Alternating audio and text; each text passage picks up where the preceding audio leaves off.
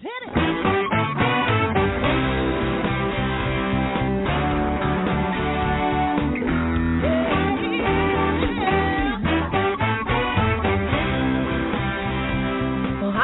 And welcome to Alzheimer Speaks Radio. I'm your host, Lori LeBay, and I'm so excited that you're joining us today.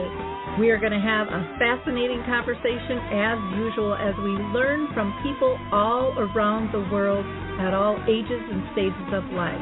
Stay tuned as we shift our dementia care from crisis to comfort. All right, here we go. What you think about, you will bring about.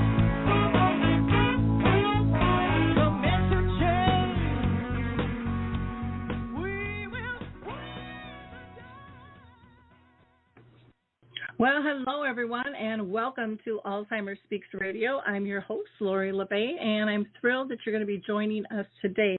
We're going to have a really interesting conversation on how your spare change can really make a difference in the world of dementia. But before I introduce our guest, I always like to first do a few shout-outs. So one is to the Mark Arneson Band, who did our opening song called Clarion Call. If you like that, you can go ahead and download that on any of your music platforms. Also, this is a live show, so you can go ahead and call in with any questions or comments at 323-870-4602. That's 323-870-4602. So let me see. I am going to give a shout out to Artist Senior Living. In fact, I'm going to be doing a program for them this evening, which is 6:30 Eastern. That would be 5:30 Central, 4:30 Mountain Time, and 3:30 Pacific Time. And it's going to be a virtual program, which is free on conscious, compassionate care for care partners. And you can register for that by going to theartistway.com/care. We'd love to see you there. Also, I want to give a couple of shout outs to some caregiver groups that I am facilitating. One is Arthur's Memory Cafe. We get together the second and the fourth Wednesday at 1 p.m. Central Time. That is virtual, and anybody is welcome to join that. Also with Brookdale Senior Living in North Oaks and the Shoreview Community Center, we have a caregiver support group that meets in person the last Wednesday of each month from 10 to 11. And you can just reach out to me at radio@Alzheimer Speaks to learn more about both of those. Also, the Brain Donor Project is looking for your brain or brains of others. They can be healthy brains or not, but they need brains to be able to assess in order to help us find a cure. So please check that out.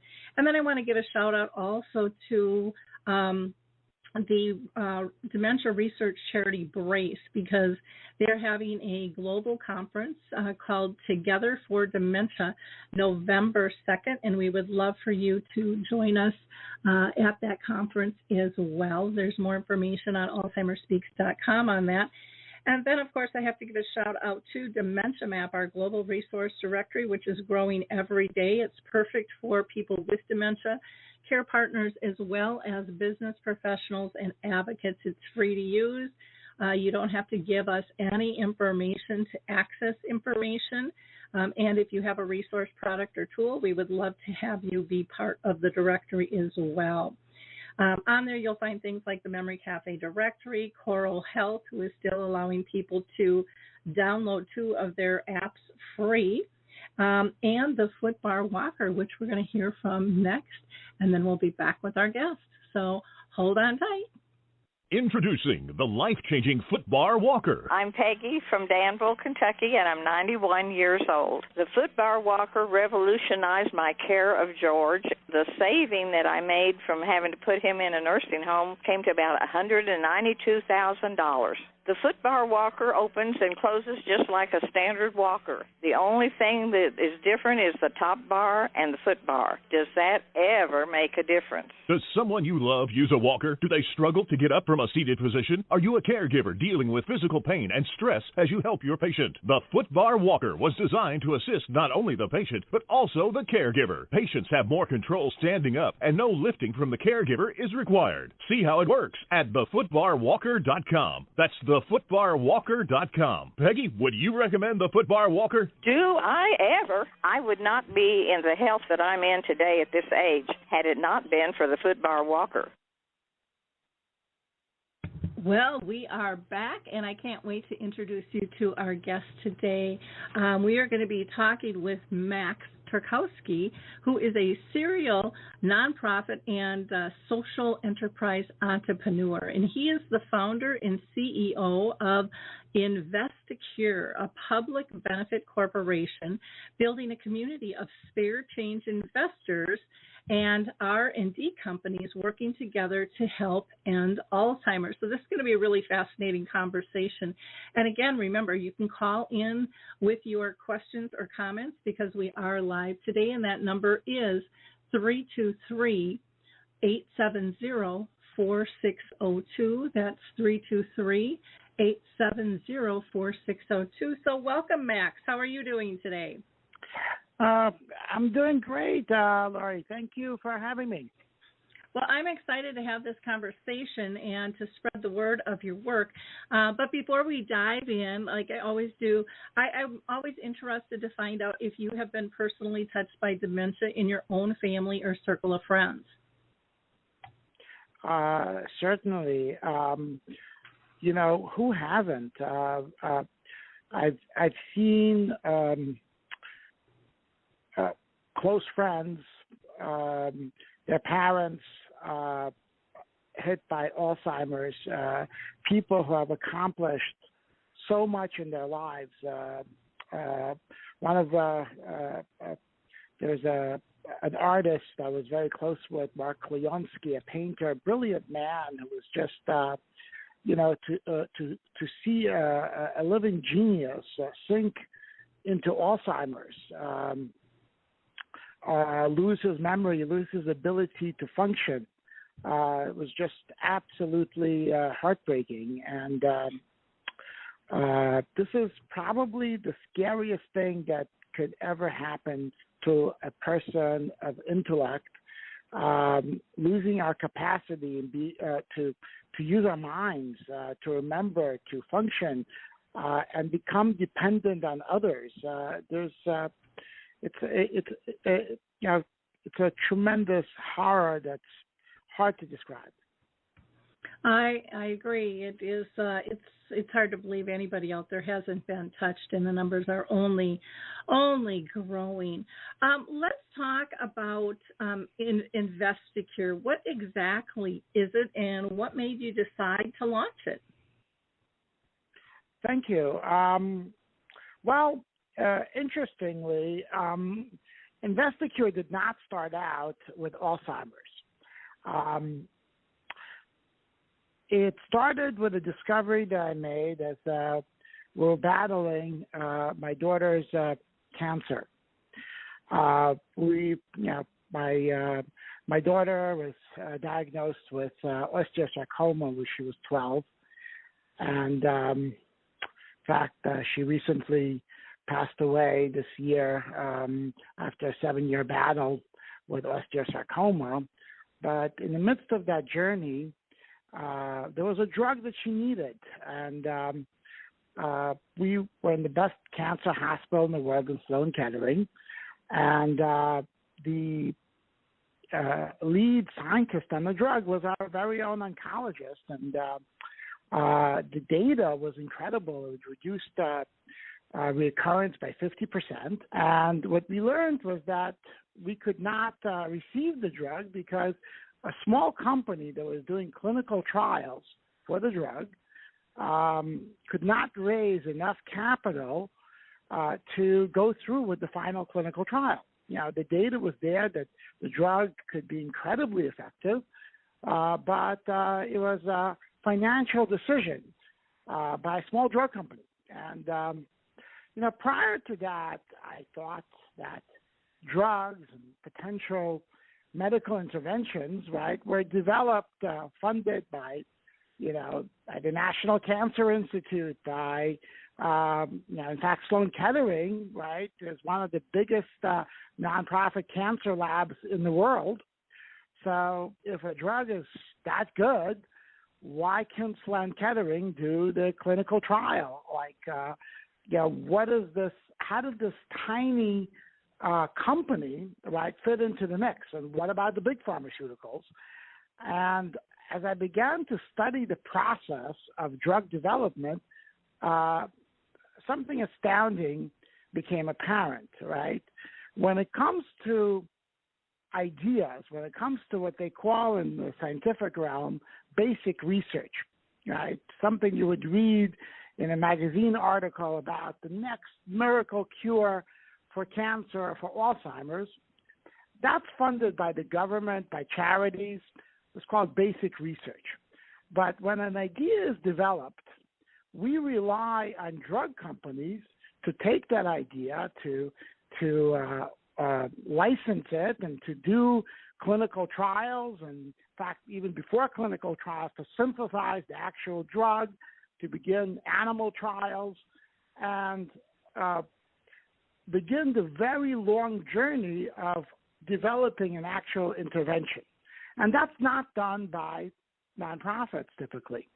That is mainly done by drug companies. And unless some drug company believes that they could make money from it, right, the most brilliant ideas, the most brilliant discoveries that could save millions of lives are left on the drawing boards. And hence, so many of the news headlines that we read about revolutionary new therapy never come to light, are never developed, because they are stopped midway through. So I thought about this and says, what an interesting thing. When it comes to, my background is in the nonprofit industry, right? It's in educational nonprofits, and I'm very used to the appeal to the heart, and you have charities that are reaching out for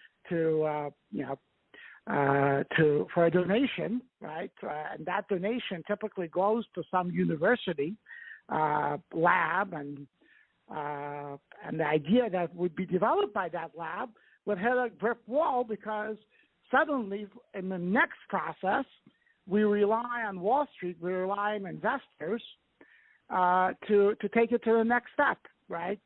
Nobody's raising donations for those companies. And in fact, as I began to study the pharmaceutical industry, it became very alarming, because sometimes pharmaceutical companies even buy patents on drugs, not to develop them, but sometimes they buy those patents because they may conflict with other drugs they already have if the new drug is better. The process that's driven purely by money, purely by the profit motive, right, is deeply flawed. And I thought about this, and a brilliant idea came to mind. That time there was a company called Acorns that was taking the world by storm, which was the idea of spare change investment, targeting millennials mainly who didn't have money at the end of the month. And the idea was if you think you have no money, right, wouldn't it be reasonable to just invest your spare change from transaction roundups, meaning every time you buy a coffee for Starbucks for $4.80, right, everybody could afford to put away that 20 cents, the roundup to the nearest dollar, right? And the calculation is made, the piece of software makes that calculation, the roundups, and puts that in a savings account, in an investment account. And the company became, the Acorns proved that spare change investment is something that could be very popular. And I said to myself, well, what if we take the same idea, invest your spare change in a group of companies, but instead of the profit motive, what if we turn to the millions of people impacted by disease and say, hey, let's buy stock in these small pharmaceutical companies that are doing early stage R&D, right? They are developing these brilliant projects, and we give them the capital to develop the projects. And in return, we own those companies, right? The spare change investors actually own shares in the companies. So if you can get hundreds of thousands, millions of people to invest based on their desire to see a disease cured, then you could achieve public ownership of drug companies where each individual person is investing just a small amount. So it's not the money we need for our future, not the money we need for our retirement funding. It's just our spare change. But collectively, we would be investing quite a large amount of money, right? Acorns got to 1 million users in just about a year and a half after launch. If we take a large disease like Alzheimer's, 70 million Americans have a relative with Alzheimer's, very large affinity group. We have the collective power, if just 2% of the affinity group become spare change investors, 2 million spare change investors, that's $1 billion a year in annual investment in the space. That is 13 times more than the current level of venture capital that's going into the space. And what it would achieve is collective ownership of drug companies, right, by shareholders for whom the priority isn't making a profit because, hey, they're just investing their spare change. But the priority is moving vital projects forward. And that is how the idea of InvestAcure was born. And, as we began to speak to scientists, leading scientists in the space, it resonated. People, every scientist we spoke to joined our board, quite an esteemed board, told us that, wow, when it comes to a grant for your university from the NIH, that's easy. But if you have a real idea that could change the world, that could cure a disease, getting a pharmaceutical company to back it and raising money for that, that's nearly impossible. And we spoke to finance people at MIT who have been studying the trend in the pharmaceutical industry. This is actually part of a global trend in the pharmaceutical industry going back to 1950.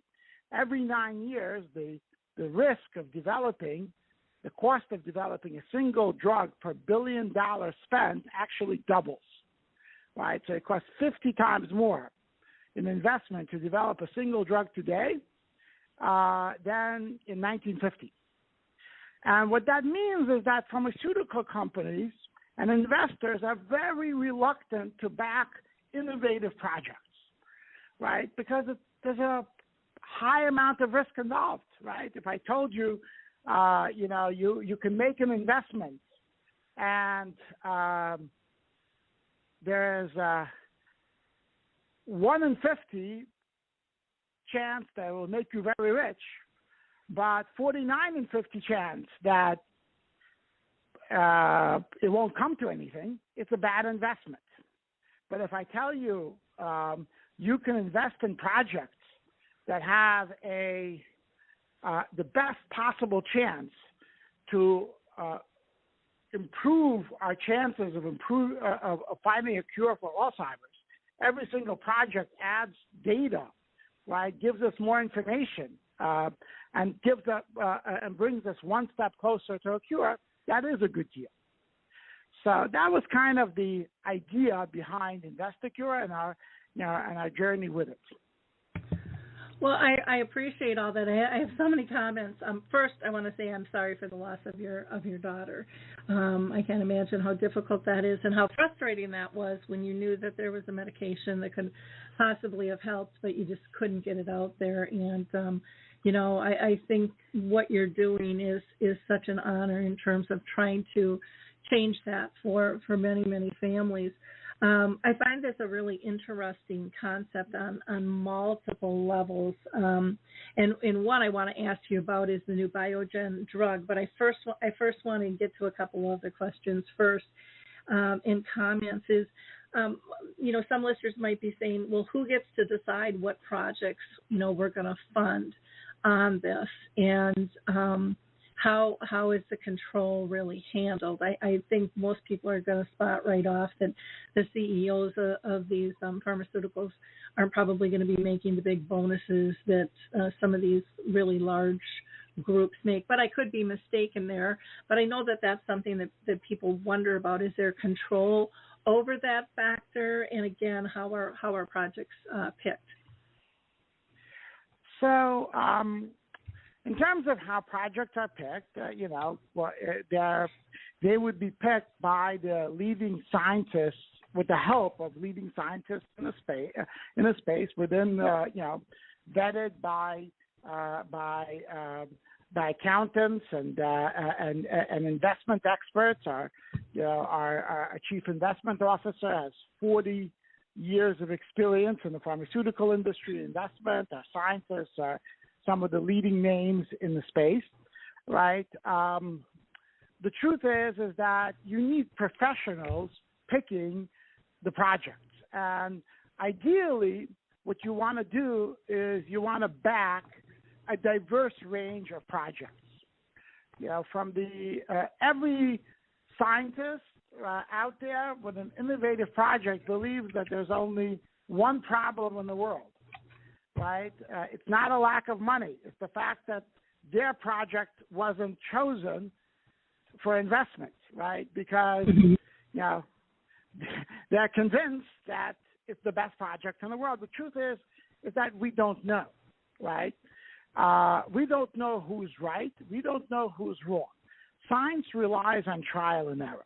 Science relies on developing each hypothesis, testing it for clinical trials, seeing what works, seeing what doesn't work, and adding in a transparent way to our knowledge of the disease. It's like solving a puzzle, right? The more projects move forward for clinical trials, right, the more information we add to our body of knowledge, and the closer we are to solving the puzzle.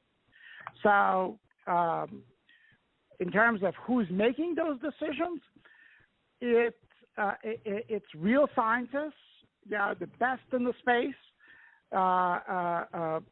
allowing funding for every viable solution that needs to be developed and tested. In terms of the dynamics of the pharmaceutical industry, it's very interesting because when we talk about these drug companies, right, we are really not talking about big pharma. Big pharma comes in these days much later in a project. What happened was that due to the high cost of early stage R&D,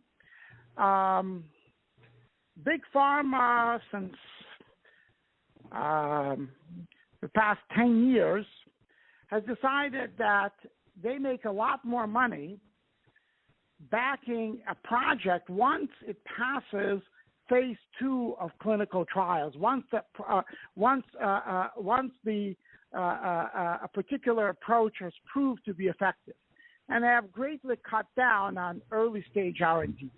The types of companies that are out there that are taking projects from academia and moving them forward tend to be, scientists who are frustrated by the fact that their ideas are not being developed and have taken the brave step of starting a company and trying to raise money for investors for clinical trials and moving the project forward.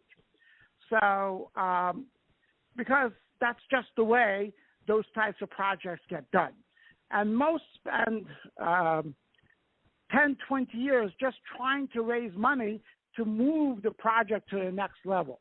It is an incredibly inefficient project. Our idea is to now take that investment pitch from Wall Street, right, to the people impacted by disease on the merits, on the scientific merits of whether or not a project should be based. And the main reason why we distrust, one of the most important things for us to remember, drug companies are owned by shareholders. A company is an entity that is owned by the people who own the stock. If a stock in a drug company is owned by hedge funds, by Wall Street, their primary responsibility, right, to the pension funds that invest in them is to make money. And hence decisions will be made based on that point of reference. If drug companies are owned by a community comprising of millions of people who are investing just a small amount, where the amount that they are investing is so small that for them, the main drive for investing is to develop a solution, then we achieve something remarkable. We achieve a public ownership of those drug companies where collectively we could set the rules of how the game is played. This is something that's a remarkable opportunity for a disease space that could be achieved through equity ownership, of drug companies by an affinity group that is deeply committed to curing a disease. Well, and I can see how that can drive the outcomes very, very differently. And I think myself, I take my change and I throw it in a pot, and every now and then I'll go to the bank and get it back. And it's nice to get that extra $100, after you save some change up. But it's not like I needed it or missed it for the most part. And I think there's a lot of people out there like me, doing that. And if I could make a difference in this space that I'm definitely passionate about, that has affected my family and many, many dear friends as well, I just think that would be such a better use. And I was kind of flabbergasted at the number of members that you said Acorn had gotten in a year, a million people. You'd think you just multiply that by, just a few people and, a few $100, even if that's what their change difference is, and it's probably much more than that. I can see where that can add up really, really quickly and be empowering and cutting to the chase. I think one of the frustrating things for anybody with an idea is how do you fund it, and to really be focused. And this is going to kind of roll into the whole Biogen piece. You had said it'll be, the decision makers will be the experts. How do we know something like that happened with the Biogen where the experts didn't agree, but it still got approved? Do you have any stop holds for that, or is it easier to control in this fashion? I just want to, before I get to that question, I just want to make it clear that when we talk about spare change investment, we're talking about digital spare change. We're not talking about going to people's homes and getting the actual physical coins. The app works, the investment platform works very simply. You connect your credit card, you connect your bank account. The system calculates your roundups automatically to the nearest dollar, and every time that hits $5, it simply makes an ACH transfer from your bank account. The system is very rudimentary. It's spare change is an idea, right? It's a social contract where we can all agree that investing that roundup, right, is not a big deal. It's it feels painless at the time. So, but nobody's going around to people's houses collecting spare change. That would be quite odious and not very efficient. But getting back to Biogen, this is a very interesting thought, right? With Biogen, the FDA faced a real dilemma. And I believe the reason they faced this dilemma is a clear illustration of the problem we face, right?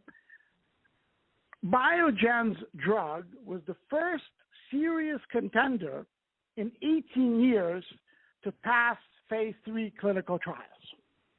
Now, currently, there are at least 300 different projects crawling slowly, raising money, right, for clinical trials or for animal trials, in a process where instead of actually doing those trials, everybody is just running around raising money for 10, 15 years.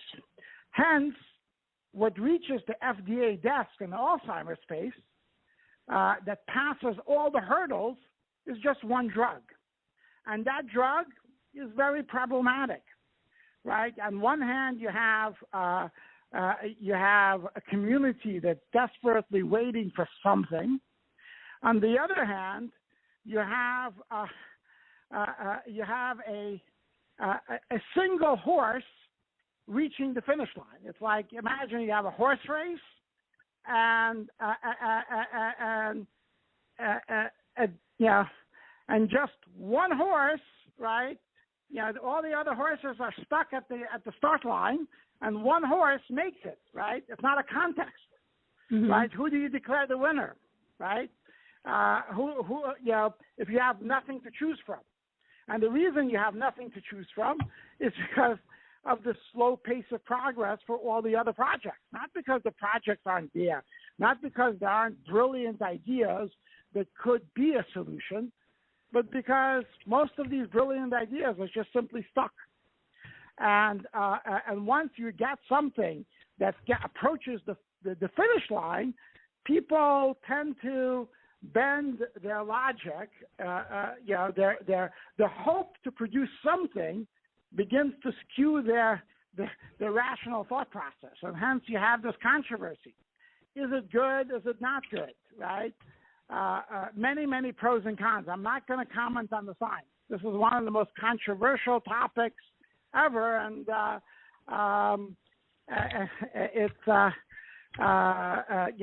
it's hotly debated by the scientific community, and it seems that the data for the drug is quite weak. But with the only drug that the FDA had on their table in 19 years, right, 18, 19 years, it's very hard for them to deflect that pressure to approve the drug. The real problem we should be solving is next year there should be 20 drugs coming up for phase 3 approval, right? Then you can comment and say that, of the 20 drugs, this is the best and should never be approved, right? The real issue is that there's just one drug reaching the finish line. That is a symptom of a very problematic process, and that's what we're trying to solve.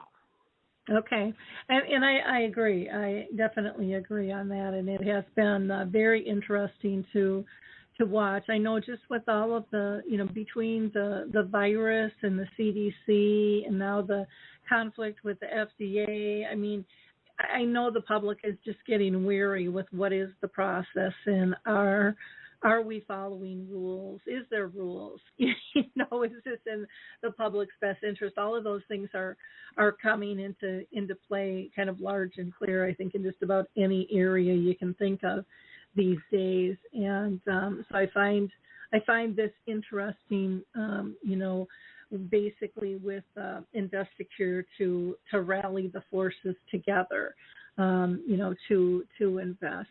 What do you think it's going to take to find a cure?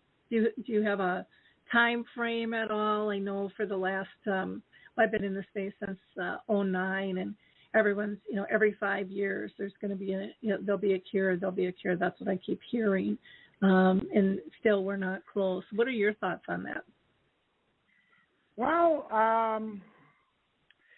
I think that anybody who says there's going to be a cure in 5 years, I really don't get their understanding of the industry, right? But for that to happen, you would need to have projects that are reaching phase 3, the end of phase 3 clinical trials. Currently, the journey for any project is between raising investment and then executing on clinical trials. It takes 20 years for a single project to move forward, and frankly, we don't know whether we already have a cure, right? Or you know, or one is or it's one of the projects that didn't even make it to the starting line because nobody licensed it, right? In order for us to solve a puzzle, right? You need to have, if you're trying to solve a Rubik's Cube, right, you can't do it if you're limited to 3 turns, right, every month, right? It's going to take you a very long time. Sure. If you can make, if you're solving a Rubik's Cube, right, and you're going to, and you could make 100 turns a minute, right, you're going to solve it in 2-3 minutes, right? But if you can't, if you're handicapped, right, who knows? It could take forever, right? But the one thing, I'm not a prophet. I don't, and I'm not a betting man, right? We simply don't know. What we do know is that our job is to make sure that every viable solution gets tested, adds to our body of knowledge and what we know about the disease, whether it fails or succeeds, right? The data from those tests should be shared publicly, and that is another innovation that would be possible if the companies are owned by the public. Frankly, the shareholders call the shots, right? If the in the current environment, one of the saddest things is that because investors are so hyper focused on safeguarding the financial value of their investment, they treat clinical trial data as a business secret, right? But if the same investors own all the companies in the space, and if they primarily care about finding a solution to a disease, we can actually mandate that clinical trial data be shared by the entire community, right? And ads in the way we are able to solve a disease, right? That would be a complete game changer, and we don't know how long it will take. All we know is that if we speed up the process, we have a good chance of solving it in the fastest possible way, maybe even in time to help our loved ones. Well, that's good. That's good. And I understand why you don't want to try to pin down a cure. I think that also gets old for those of us that are waiting for one. What are the next steps for InvestAcure? What's your roadmap for the next couple of years here with the program? Well, currently what we built, right, is an investment platform, which is quite complicated. We had to get through all the legal processes and build a structure for it, and build a supportive scientific base, right? And right now, we are currently, our next step is to raise money to complete and launch the program and execute on a 3-year plan to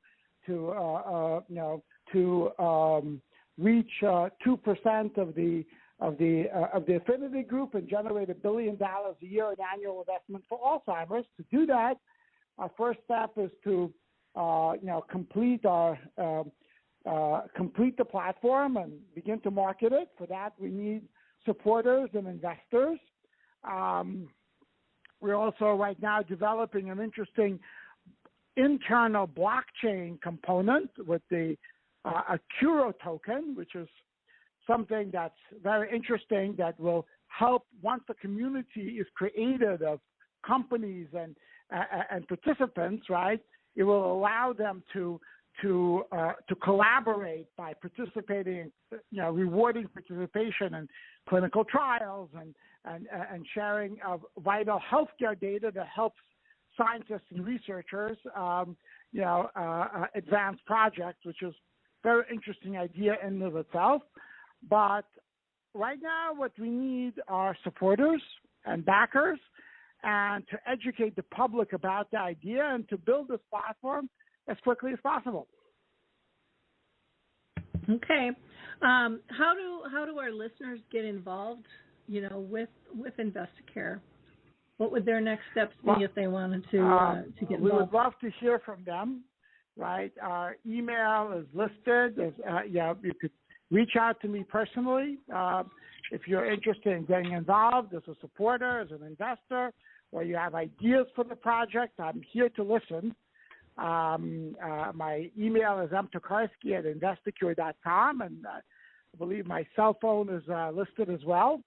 We are working on this nonstop because the sooner we get this launched and built, the quicker we can actually make a difference in the space. Wonderful. So contact information is listed on the radio page, on the blog. So wherever you are, you can find that. But again, I'll just repeat that website is InvestAcure.com. And Max's email is mtokarsky@investacure.com. And his phone number is 718-812-0779. Well, Max, this has been a really interesting conversation, and I wish you nothing but the best. I would love to see this really come to life, so I appreciate you taking time. Is there anything that we didn't cover that we should before I let you go? I think we've covered quite a bit. Wonderful. I think we covered a lot as well. And again, thank you, listeners, and thank you, Max, for your time and your efforts and your creativity of trying to bring something new that matters to the arena of dementia. If you need to reach me, you can email me at radio@alzheimerspeaks.com, or you can go directly to alzheimerspeaks.com, our website.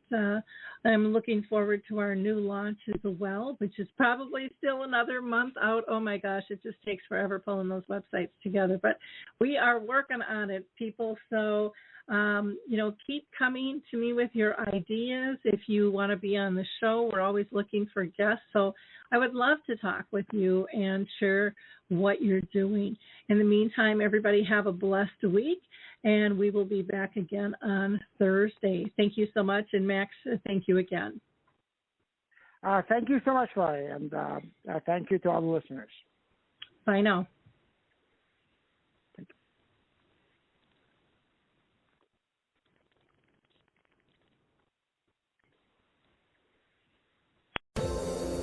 Hi, everyone. This is Meredith from the Senior Fitness with Meredith podcast, where I discuss all things for seniors, from fitness, your health and wellness journeys, how to be all over strong and beyond. I also have my mini podcast called Motivation with Meredith. It's a great, quick motivational pick-me-up for your days. Join me, listen now, search for Senior Fitness with Meredith on your favorite podcast platform.